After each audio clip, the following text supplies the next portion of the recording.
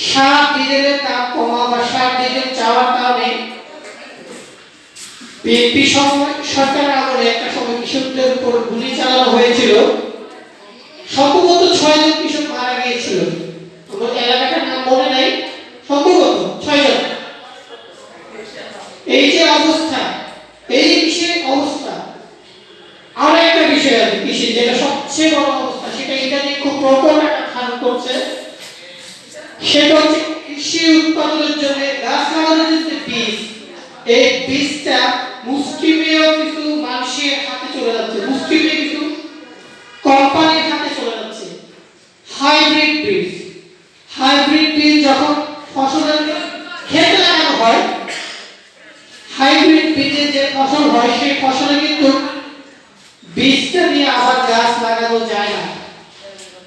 অর্থাৎ এক সময় কৃষকরা চাষ করত, চাষের একটা অংশকে বীজ করে সেটা জমা করে রাখতো, পরবর্তী বছর বা পরবর্তী সিজনে সেটা আবার চাষ করত, সেই বীজ থেকে আবার ফসল হতো।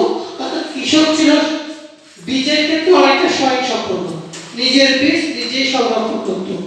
তো বর্তমানে যেটা হচ্ছে, নিজের বীজ নিজে সংরক্ষণ থেকে আমরা বের হয়ে অতি